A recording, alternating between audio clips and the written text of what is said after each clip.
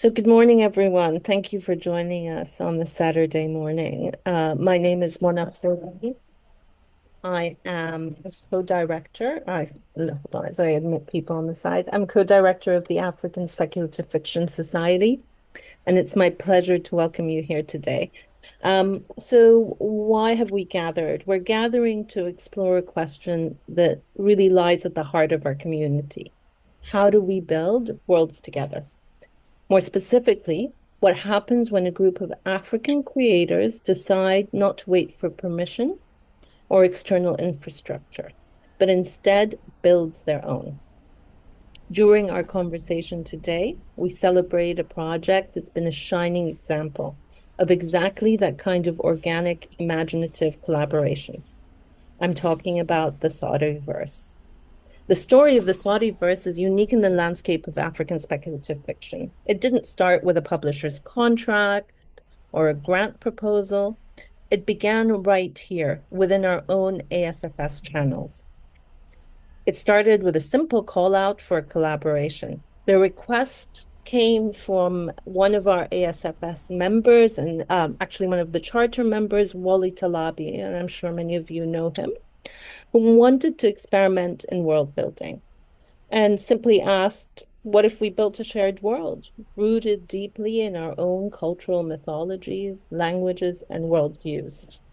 I'm going to be double working here as I let people in. So from that single thread of conversation on our network, something extraordinary grew. Over nearly 5 years, a collective of authors, artists, thinkers co-created a five-planet system orbiting a binary star. They developed a magic system based entirely on sound, voice, and oral tradition, because Sauti means voice in Swahili. This is more than just a fictional setting. It is a testament to the power of community. It proves that when African creators support one another, they can construct complex, rigorous, and thriving ecosystems when none existed before. There's not many of us, so I'll just keep the housekeeping really short. Basically, please don't unmute. So the conversation remains within the panelists. I'll be introducing each of the panelists soon. Please, you are very welcome to chat amongst yourselves in the chat. We also have a Q&A. If you go to the bottom of your Zoom settings, you'll see a Q&A option, and you're very welcome to just ask as many questions as you would like for the panelists, and we'll be taking two Q&A sessions throughout the conversation. So just to return back, so please welcome our moderator, Stephen Embleton, and our panelists, Cheryl S. Ntumyand and Jay Umeh. I'll just do a quick intro to each. So the moderator, Stephen, is also co-director of the ASFS.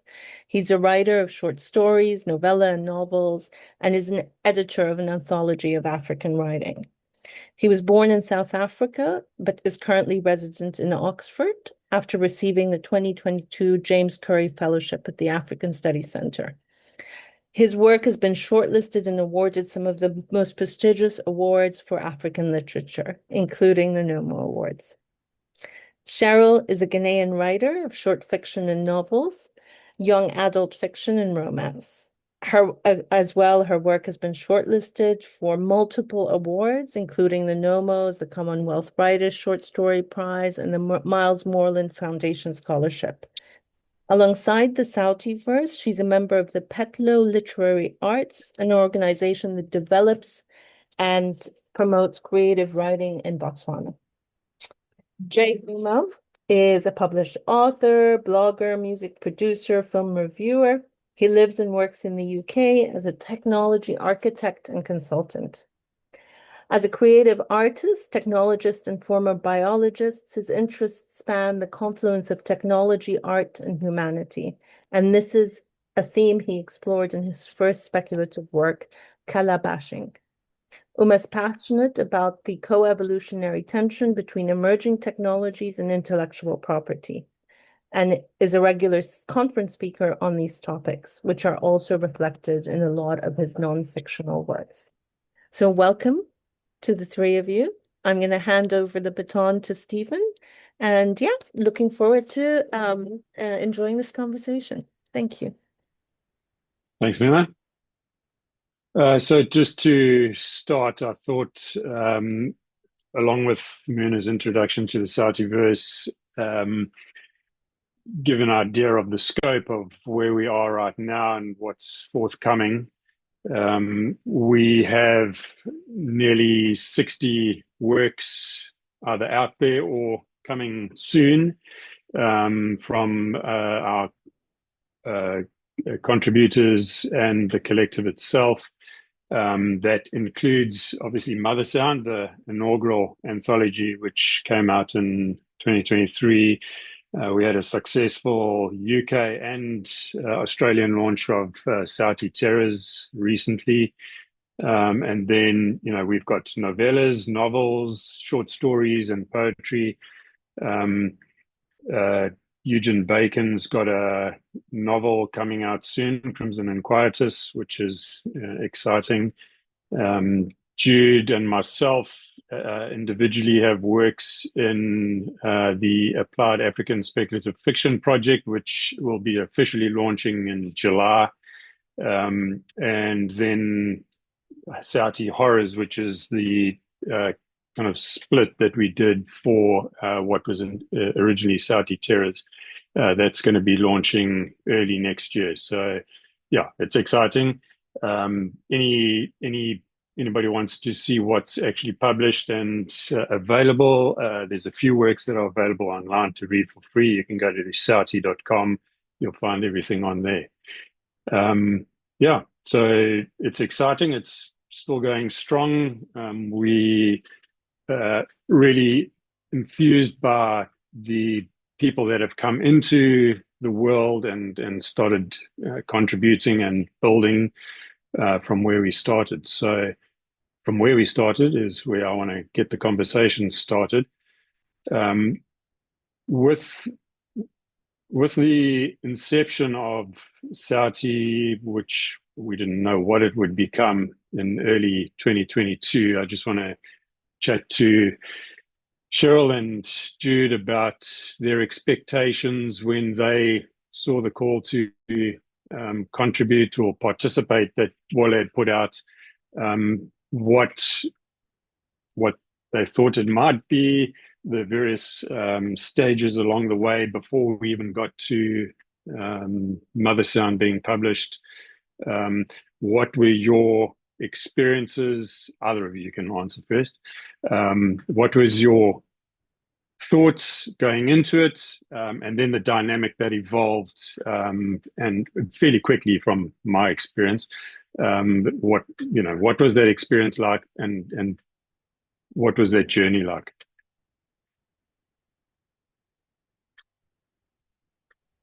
I'll go first, Cheryl, if you don't mind. So great to meet you all. Thank you so much for being a part of this. And to Stephen's question, I think we were just at the end of COVID. So lots of time spent at home staring at screens and needing a creative outlet. That was my excuse. And then I heard about this thing called Africa's Speculative Fiction Society. I met one of the founders, Jeff Ryman, and I joined and I heard this thing about, oh, let's do a shared world. For me, it was just so fascinating to meet this bunch of super creative people. I love science fiction. I am a technologist, so I do hard science, but having the opportunity to now let my imagination run free was such a unleashing of pure joy. So the time this thing happened, I feel that timing was incredible. What did I expect? Quite frankly, nothing. I just expected to have fun. And not having written speculative fiction, most of my works are non-fiction, and this was a foray into a realm I loved, but not having had experience. So the kindness of the entire panel, the kindness of the participants to allow me into that space was just amazing. And it's just been such a joy to work with the team. So yeah, the expectation was zero. The reality is over 100%. Thank you. Great. Thanks, Stephen, and hi, everyone. Thanks for being here. Yeah, I mean, I think just to second pretty much everything that Jude said, I also didn't really know what to expect coming in. I had joined the ASFS, and I was kind of vaguely aware that there was a community and, kind of tangentially involved. But when I saw this call, I was really excited, mainly because I had sort of just started learning about collaborative world building, mainly through, I had done a little bit of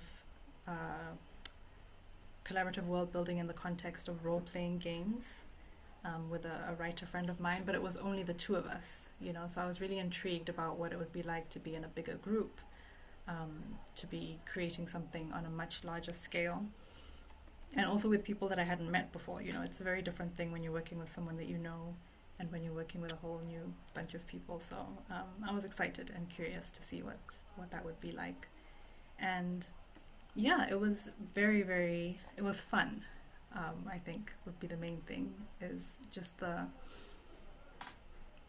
sheer possibilities that came up, all the different ideas that came up, and just the excitement of being with so many different people with so many different interests and perspectives, and all of that coming together to create this wonderful new thing. Yeah, it's just been a really great experience. So I agree with Jude in terms of, expectations kind of low or uncertain, and then the reality of it being definitely much more than I could have anticipated. Great, yeah. Yeah, I'd seen Walle's initial call for people interested, and kind of thought, like, yeah, well, that would be exciting if there are going to be people doing a project like that. And then closer to when the first session was going to happen, I just thought, well, let me just see, because I didn't actually think, that I would be able to contribute anything in a group setting, from a writing and conceptual point of view. So, as you say, going in with no expectations and just kind of unsure. I just, I think anybody starting something like that, just go for it. Yeah, and think, not quite sure what I could contribute. I think it just also leads on to the next question, and area. One of the things that I also think worked well initially was us all being on video chat rather than in a room. So you kind of forced to have one person talking at a time. You can't really overtalk other people. Could have been mayhem in a boardroom setting. But I think that also, from a collaboration point of view, worked quite well. Just that dynamic. So onto that next aspect. As soon as we started sharing ideas, I think there was a little bit of there was tentative kind of throwing around what I would like to be doing, what you would like to be doing, and building on that. And as you said, Cheryl, it's that kind of creative excitement that you see growing within that group dynamic. And that first session, I think a lot was kind of brainstormed, and what is core to it came out of that. So what in that process, we eventually got to the story Bible, but what did we, I mean, it's weird me asking this question, but what did we do in terms of establishing what would be kind of the core ideas and concepts, rather than the aspects that wouldn't necessarily be, it might be relevant to a certain person's story, but it's not necessarily key to the world building itself. How did that kind of strategy evolve?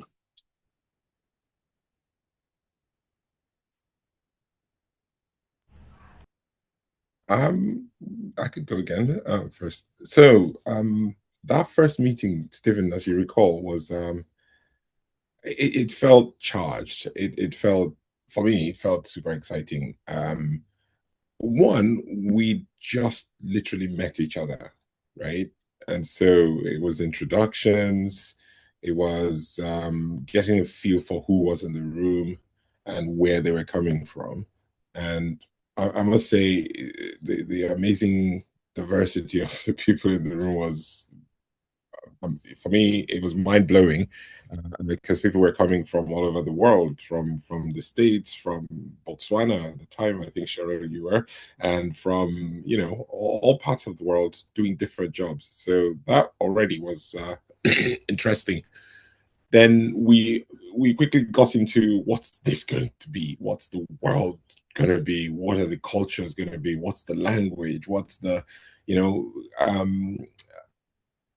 it was a very enriching experience, because when we finally got round to saying this universe is going to be primarily a sound driven existence, where sound is the primary sense, that just took us out of comfort zone in terms of what we already know. And in the best traditions of science fiction, you need to go there in order to even start opening up possibilities. We talked about the planets, how they were going to be aligned. We talked about one star, multiple universe stars, and ended up with a binary star system. And then we talked about what are the worlds in that. So this was for me, that first meeting was super. It was very rich, and we didn't answer all the questions at the time, but we knew we were in the start of something very exciting. So yeah, amazing time, amazing people, and incredible opportunity to delve into a world that didn't exist before that meeting. So over to you, Cheryl. I don't know if you have other things you saw. Yeah, I mean, I think that meeting, like you said, was so pivotal and so thrilling, really, because of so much stuff that came up. And I think we knew vaguely what we wanted to do. Like, we knew that we wanted it to be something steeped in African cultures. We knew that we wanted that to come through really strongly. And I think that's kind of what led us towards sound, because we were thinking oral tradition, and then that led us to, oh, well, what if we did something that's really, really based on that, to the extent that that's what runs everything. Yeah, and then there were a lot of discussions about the different planets and all of that. And because everybody came from different sort of perspectives and fields, I think that really added a lot of diversity, and it made it, I think it helped us work faster than we would have if we had all been maybe, in the same industry, because then somebody else could think of the mechanics of it, in terms of engineering, in terms of the physics. Someone could think about, okay, well, what is the language, which is kind of Stephen's specialty, what would the language be like, what would it sound like? Someone else could think about the cultural aspects. So we're all bringing kind of different things to the table, and that helped expand it, and each idea just kind of led to another idea, and somebody would go, oh wait, that makes me think of this, and someone else would go, oh, that makes me think of this, and it just kind of snowballed from there, which is really wonderful. Yeah, and I think just in terms of what then we identified as the core elements, and needing to eventually get a story Bible of sorts, was realizing that there are certain aspects that are fundamental to the world, and until something becomes part of a story, because you can have lots of awesome ideas and concepts, but until they become integrated in a story, they're not real, if that makes sense. So until somebody writes it, it doesn't exist. And so that was one of the guidelines, and still is a guideline in terms of what we then put into the story Bible. The story Bible, which I've got numerous updates to include from all the new works that are coming out. And that's all exciting, because that's now, it's not just the founding 10 collective members, it's the others that have come in and added their ideas, which has been exciting.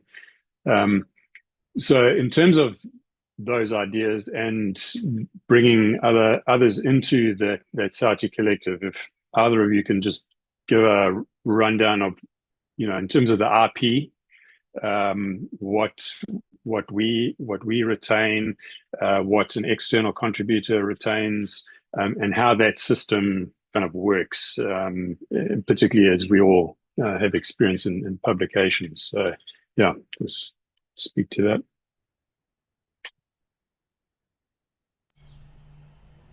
I can start on that if that's okay.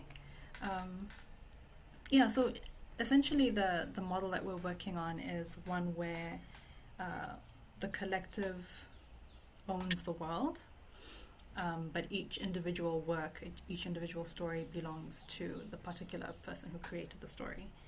And what that means is that if somebody comes in to contribute a story for an anthology, for instance, the rights to that story that they're writing belong to them and remain with them, but the world itself belongs to the collective.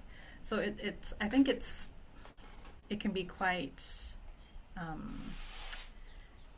it might sound more complicated than it is. I think so far we found it to be quite simple in practice. We have everyone sign a contributor agreement, including all of us in the collective, and that agreement essentially means that you are now permitted to work in the Sauútiverse and create works in the Sauútiverse. And we are all kind of bound by this agreement and the terms of this agreement. And our only obligation really is to come to the collective with any ideas that we have, just to make sure that there's no major contradiction. You don't want to have somebody,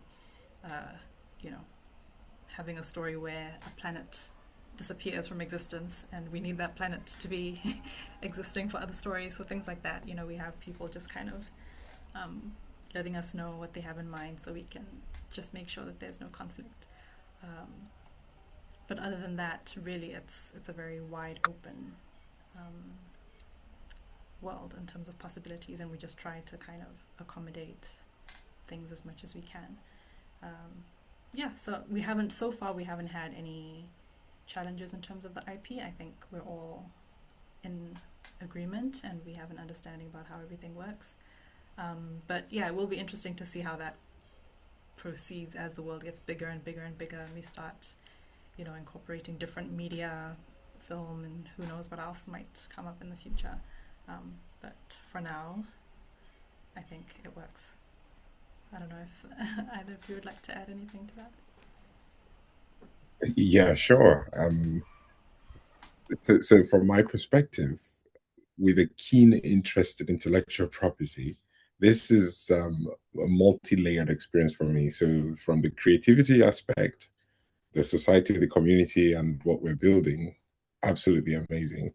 Then from the more, how should we say, concrete world of current intellectual property and technology, it's very fascinating because what we have is a shared experience, and the world, it's an open world. We've got the story Bible, as Steve mentioned. We talked about the pillars that contain it, which when you're contributing, you've got to respect, because otherwise it'll be chaotic. So other than that, it's really open. And starting out a couple of years ago with the first anthology, Mother Sound, setting the scene of the world, and then the following anthology now exploring a particular theme in that universe, just open up possibilities, because each new contributor that joins brings something fresh. And Steve alluded to the fact that he had to update the story Bible again. It's a living world. It's a living place. Things change constantly. And our job is really to make sure that it's changing within the pillars that we've created. So the thing that I alluded back to the diversity of people that joined. We have an IP lawyer who is an artist. That's his day job. Okay. We have engineers who work in how should we say, petroleum engineering. We have surgical doctors who do eye surgery. Just amazing breadth of experience that we can all tap into. Music teachers, full-time novelists. I've never been involved, much as the many years I have experience working in different industries. I've never been involved in a project with this breadth of diverse input.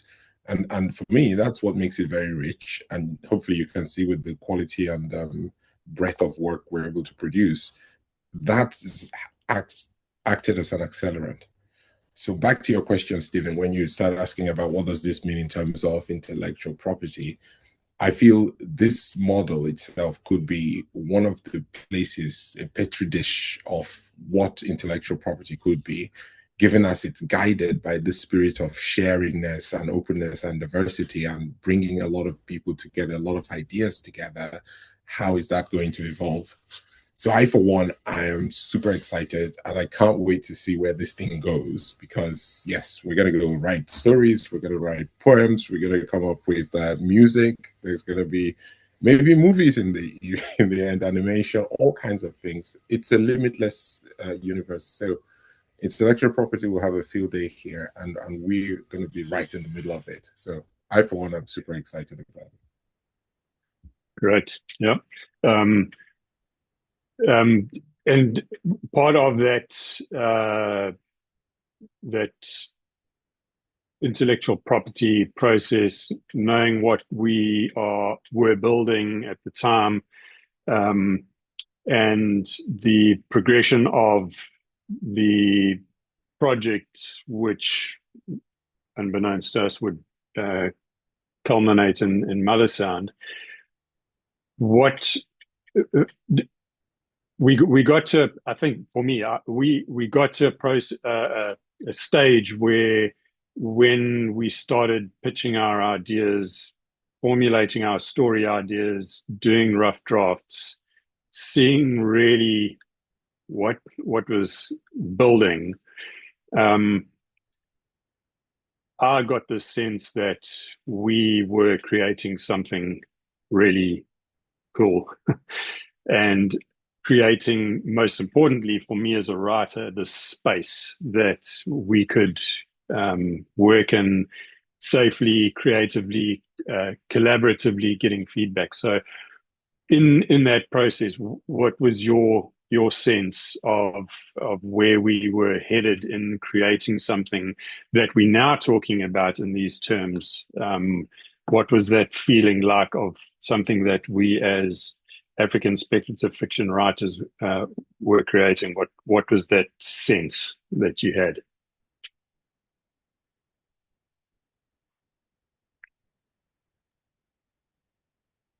That's a tough question, Stephen. It's really interesting because the fact that we're here looking back, it's almost hard to imagine what it was there looking forward because there was nothing to see. It was a vast open space at the time. So bearing in mind, it was what do you call it? It was a heck of an experiment, and putting African culture in the heart of it for me was very powerful because we don't see that represented as much in the wider speculative fiction world, and so having this platform to go as hard as anybody when it comes to hard science fiction, but also to bring in the culture of Africa into it, for me that was a defining attribute that I so love about this story because it's real, it's our experience, it's where we're from, it's our lived our existence is embedded into our writing. And so for me, it's very special. I can't remember now what I felt at the time, thinking about where this was going, because of course, came in with an open mind, but it quickly became clear that, yeah, a lot is likely to come out of this, and that's proving the case. And so, yeah, for me, simple and short, I don't know what I imagined, but this was better than anything I expected. Yeah, I mean, I think it is hard to kind of look back on it and remember, but I think it was mainly excitement. It was just sort of the possibilities, you know, even though of course I couldn't really imagine what would happen, what would come of it, but just the potential ideas, the potential stories.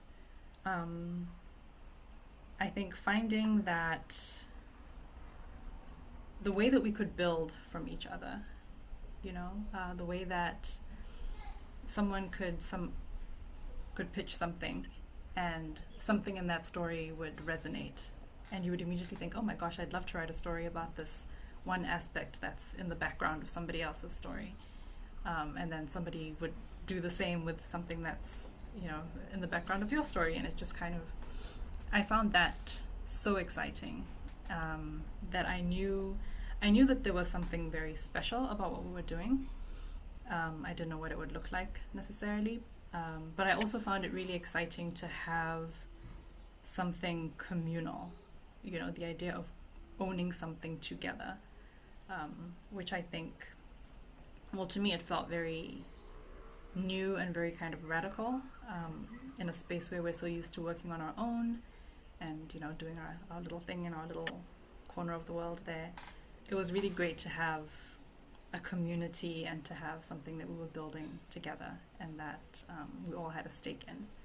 So that to me felt like, and still feels to me like, probably the most revolutionary aspect of this is the idea of creating something and owning something collectively. And now as more people come into it, that just keeps expanding and expanding. And yeah, I think that's really exciting. It's exciting to have something that belongs to all of us. Yeah. Yeah, I think before there was definitely a sense from my perspective that we were creating something that had that potential to be inclusive of more than just the collective. And I think when it really became clear was our official launch at Ake Festival in 2022. I mean, that room just was electric. Everybody coming up to us and asking us questions, and, you know, how do we find out more? And that was just a real light bulb that, okay, you know, we are doing something really special. So yeah, that was really cool. So we've got. Yeah, go for I'd like to give you a pause for a second while we take our first and only so far question from our there is some in the chat. There's some in the chat, not just. Oh, okay. Yeah. I'll go through that. So the one in the Q&A is from Donald. He says, with all the body of work taken into account, past and future, where does the Sauútiverse sit with the genre classification on these published works, I think. Yeah. So whoever wants to take that first.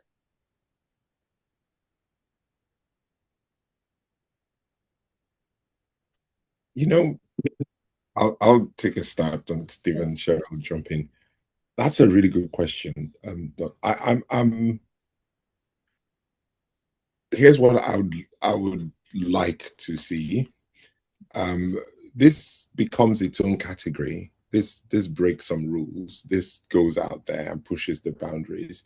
Right now, based on what we've already published, it's pure speculative fiction, and it's built and set in the African context, the consciousness and context.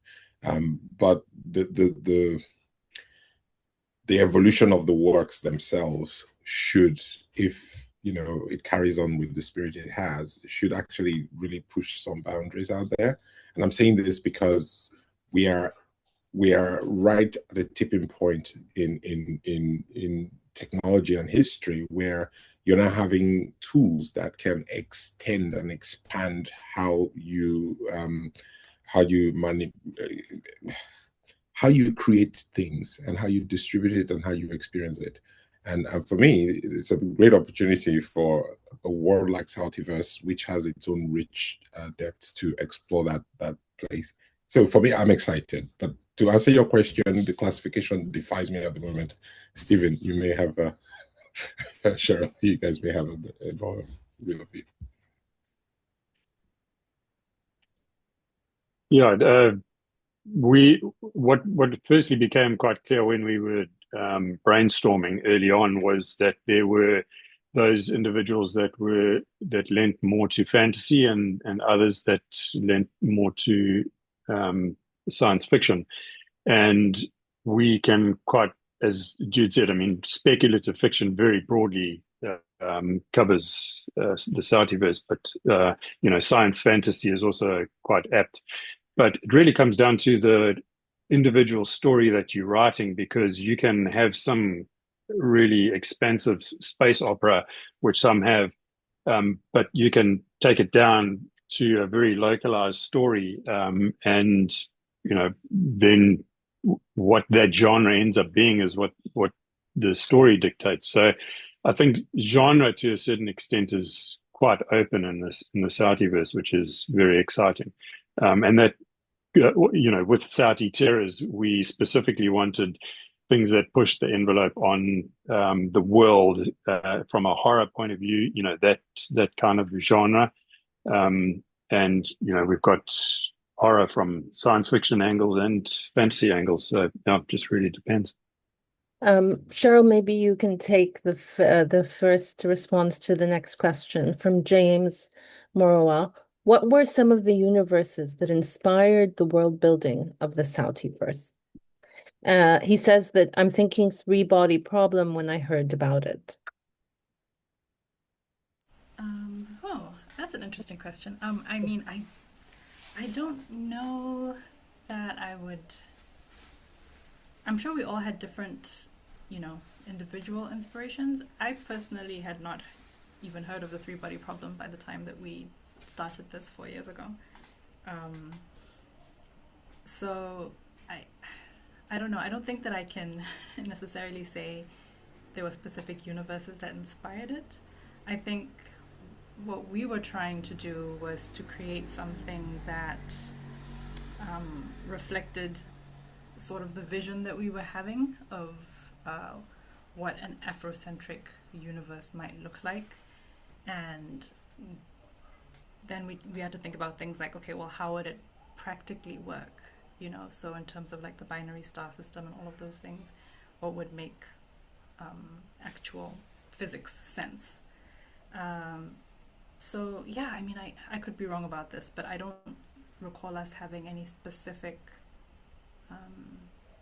universes in mind when we were brainstorming. But please, Stephen, Jude, if I'm if I'm off base here. Well, the main if we can call it blueprints, if anything, was an inspiration for Wale, to speak for him, is George R.R. Martin's Wildcards. That was a shared world that was fairly successful, which was started in the 80s.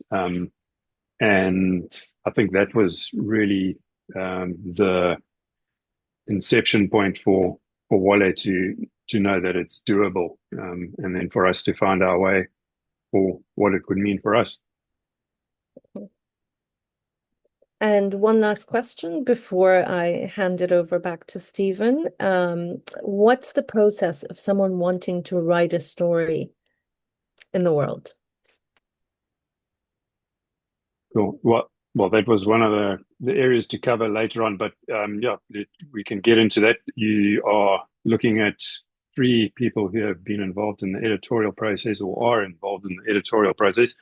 One thing I will say from my side is that we follow the same process for ourselves as we do for other contributors. So and that we did from day one when we started the ideas process. So either of you can just kind of get into those details.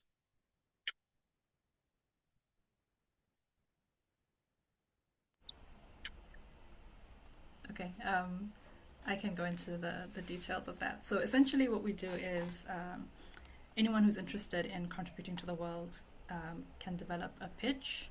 It doesn't need to be like a very long document. It's just to give us an idea of what you what you want to do. You know, if you have a story in mind, what the main plot points are, especially significant things like where you want it to be set, which planet, which timeline you have in mind. So it might be at a specific point in the history of the Sauútiverse. And these are all things just to help us also understand it in the context of the canon and the other existing stories. So you submit this pitch to us. We as the collective will take a look at it from, you know, different angles, like, okay, is there anything that's contradictory, or that it might clash with something else? We give feedback, and then depending on whether this is a pitch for a particular anthology, like for instance Sauti Terras, or it's a pitch for just something that you'd like to write and publish elsewhere on your own, the process will then be slightly different after the feedback. So if it's for a particular anthology, then of course we'll go through our own internal editing process for that anthology in mind. But if it's just a general piece for maybe a story you want to publish in, I don't know, Clark's World or something, then yeah, we give feedback. We would like to see the written work once it's actually written out. Again, just to make sure that there are no contradictions or anything, and then yeah, off you go into the world to send out your story. And the only thing that we really request is that it's clear that it's a Sauútiverse story, so that everybody who reads it knows that it's part of this world, and that they can be directed back to the world. Yeah, so that's really the process. And so that leads me into the one area which I wanted to get into, which is that actual collaboration process. So, and to Jude, we mentioned you hadn't been involved in any creative writing before Sauti, and so when we submit those pitches and we get the feedback, we kind of know which direction to head it with the story. For me, it's always been really interesting, just in terms of that feedback, which a lot of the time inspires new aspects in a story that I thought was X, and just adding more layers to it. But that process, it really, you could see other people kind of light bulbs going off for their own work at the time, which was also exciting. So we, although we've got these stories that we working on by ourselves, it's just kind of feeding everybody's ideas and adding to them. And, eventually you would have stories that would kind of hint at somebody else's story or a character or a location, which was quite exciting. But then getting that feedback when we did the first drafts, and Jude, for you, putting down something onto paper, what was that experience like, getting feedback and editorial feedback? Oh my God. Yeah, that was amazing.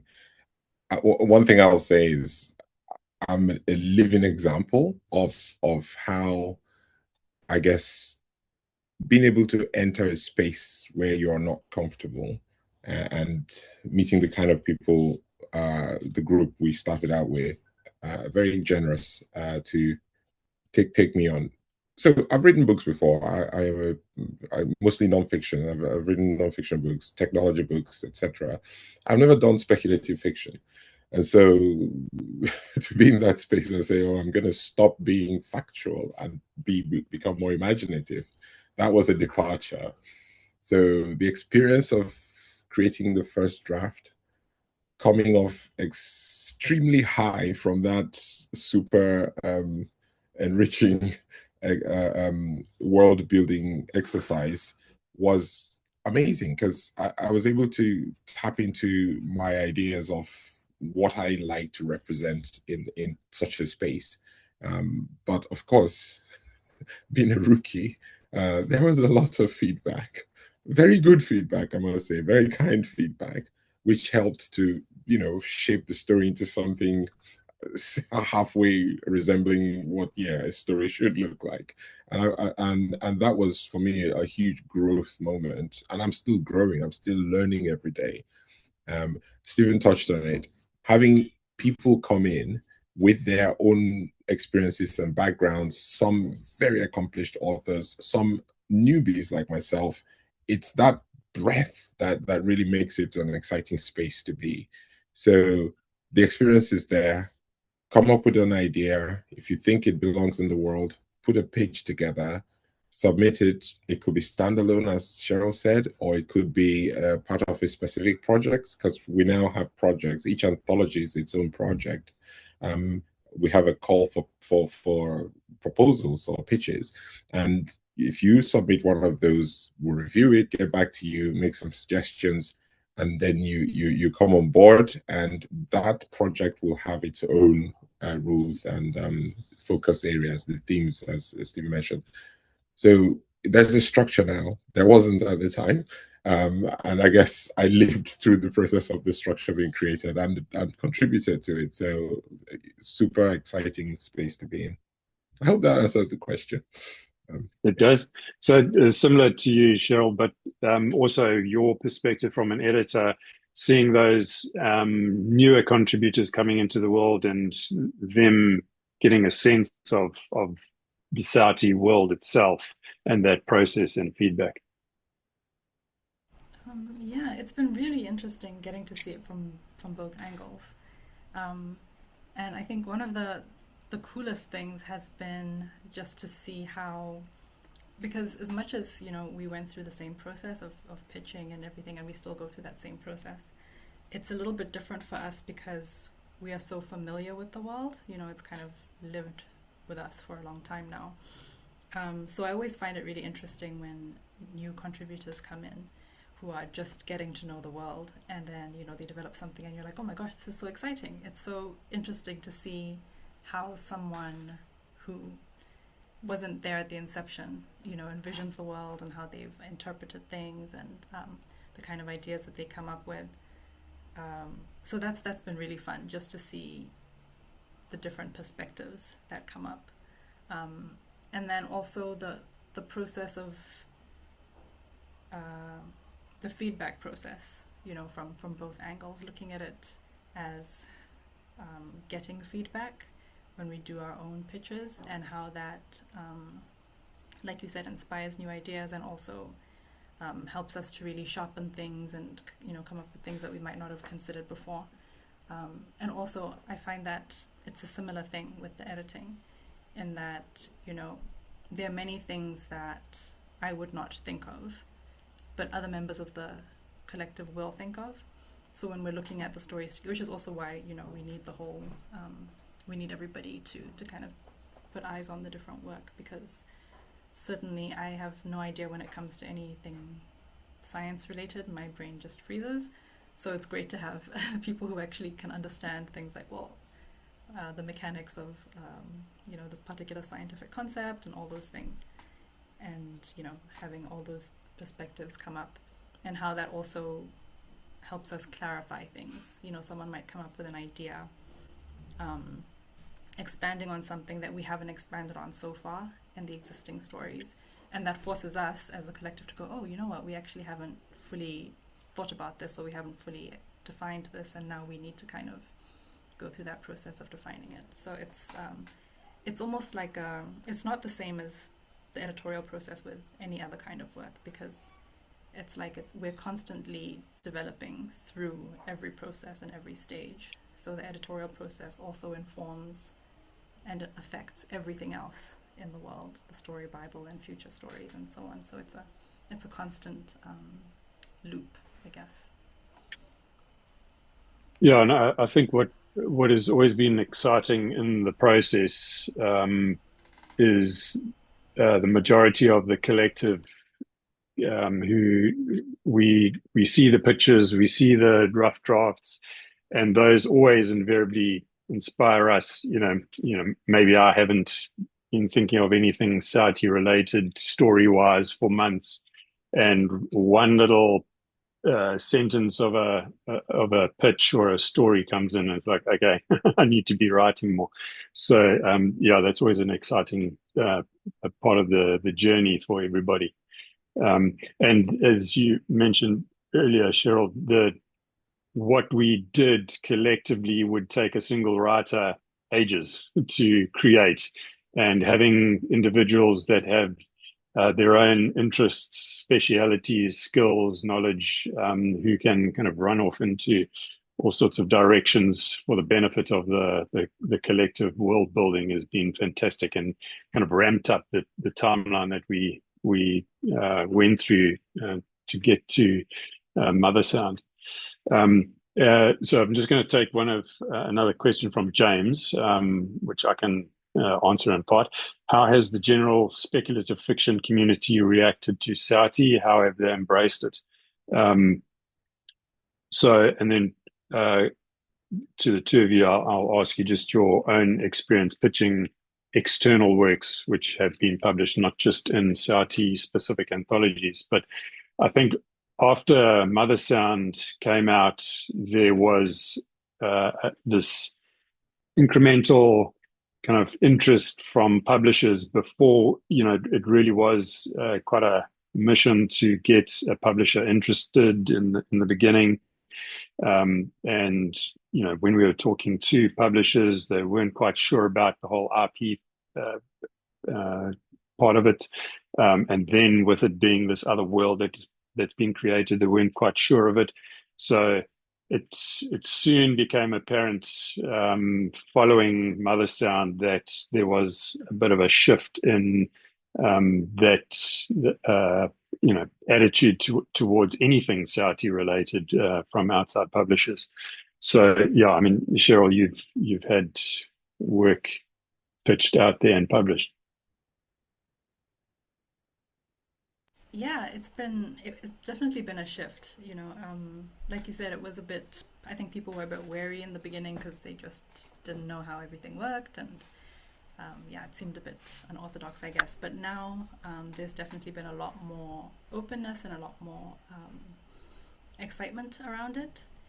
And my experience now is that people are really keen and really excited to learn more about the world.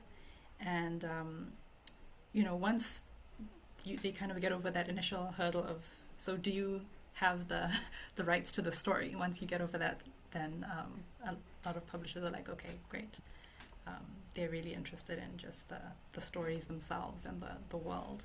And I think the sound aspect as well has been really, really intriguing to a lot of people.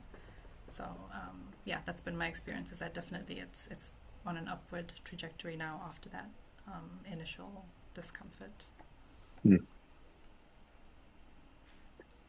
Jude, and also just to follow on what on the sound aspect, any what do you feel? How fundamental has that become to the world? Obviously, we said sound magic and all that, but just in terms of the idea, the orality of it, the audio aspect of it, yourself as a musician.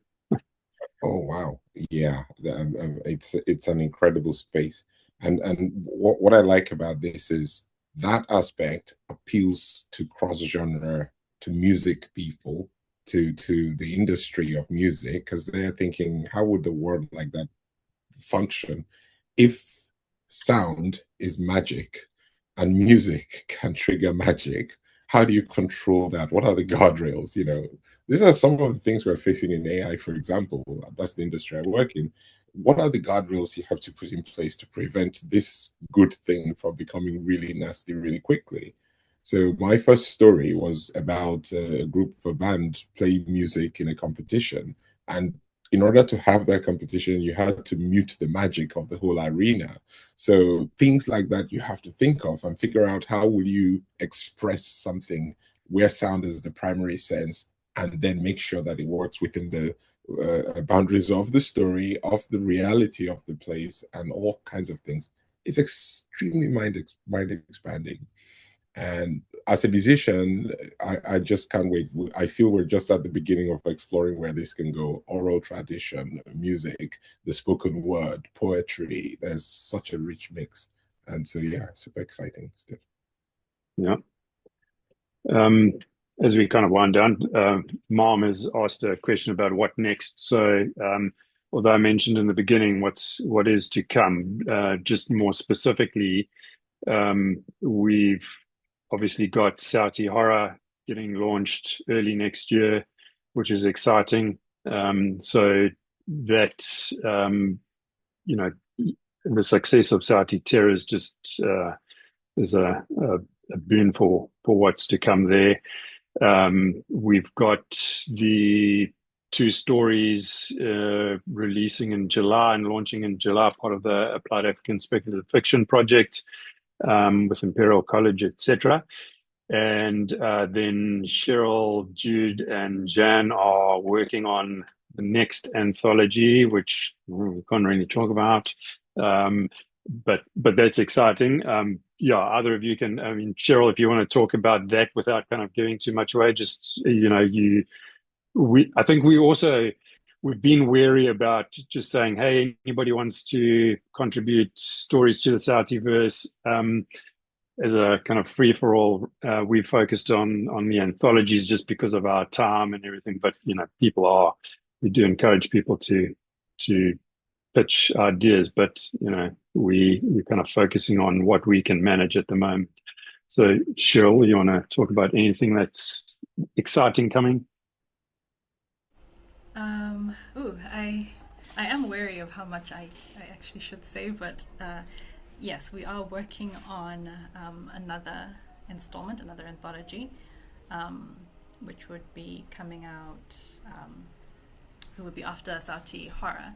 And it's a completely different direction. Again, I don't know if I should say what direction it is. No, you don't have to say, but yeah. But yeah, it's just exciting to have, more people joining the world. We have some contributors that have contributed before, and then we also have a bunch of new people. So I think with each new project, the world is expanding more and more and more, and more people are joining. And we're also looking at